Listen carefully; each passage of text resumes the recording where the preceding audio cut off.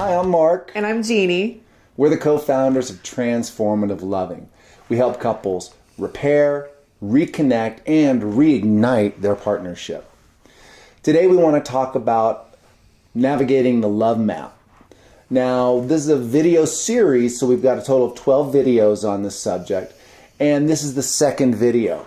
We would encourage you to go back and watch the first video, which is the overview, so that this video will make more sense to you. Right. So today we're actually going to dive into the West. So if you look at the love map, you'll see conflict, and then it says choice.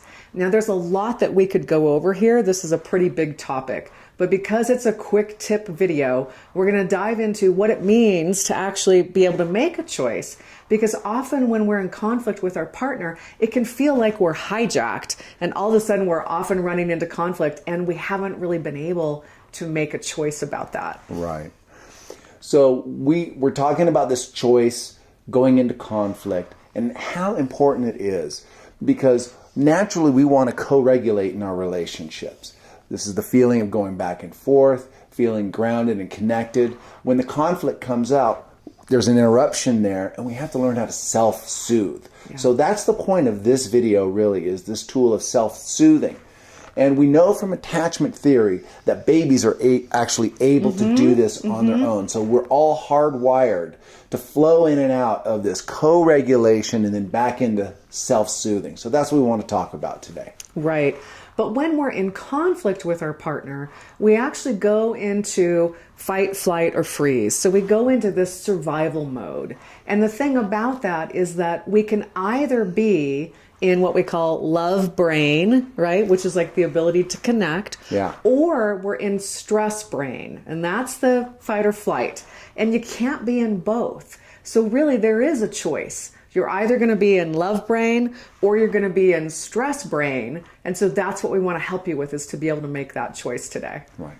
So we have 3 steps then for navigating this, because we don't want you to slip over into the pain map. We want you to stay on the love map, but it's a challenge. The first step is the awareness that there is a choice and that you're feeling flooded and the conflict is coming up. So that's the first one. The second one then is actually the self-regulating tool that we'll show you. And then the third one is to come back into the conflict and use a tool, use a communication tool to actually manage and work through the conflict. Exactly. Yeah. So the first step then, self-awareness. So we know, the research shows that when we get flooded and our heart rate starts to beat over 100 beats per minute, then we are really not able to work through conflict. We're not, in a place where we can do productive, constructive work. So that's when we take a time out.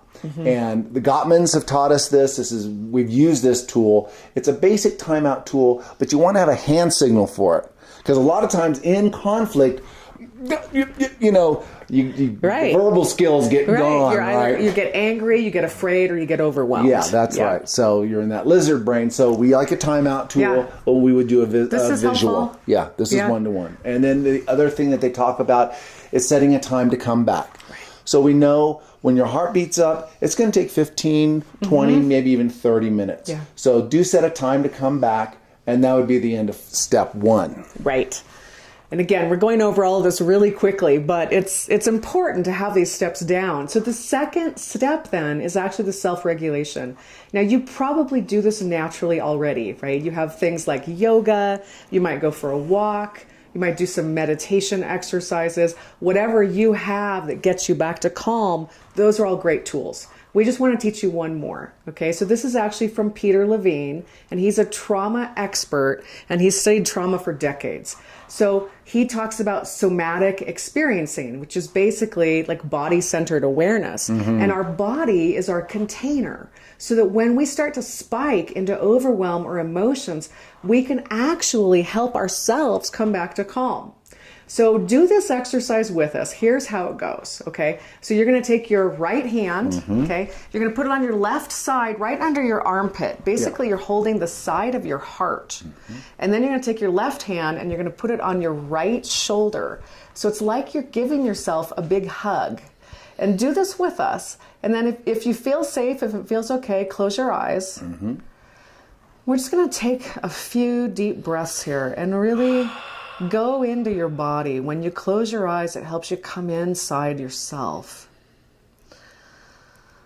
And just feel that embrace, feel the container of your body. And just notice what's happening.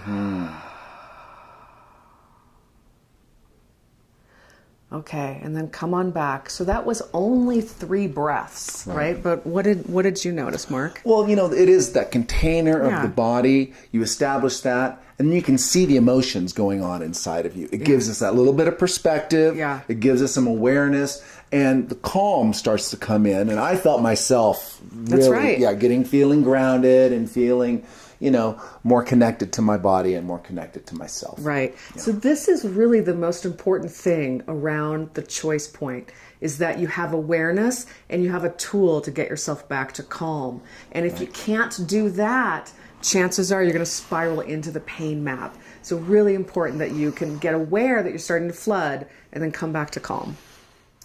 The third step is to use a tool to reconnect and work through the conflict. And we're going to be going over a lot of different tools in this video series, but there's one you can use right now. And on our website, transformativeloving.com, we have a relationship quiz. And you can put in your information and information about your partner, and you'll get back some quick tips on how to use tools in conflicts. And there's really going to be good information there based on your personality styles, which is very helpful. Yeah, so it only takes about 5 minutes to do. So go ahead and go to transformativeloving.com, enter in your email, and you'll be able to take the quiz. And you'll also get these video tips every week. Yeah. So thanks for watching, and we'll see you next time. Yeah. Thanks for watching.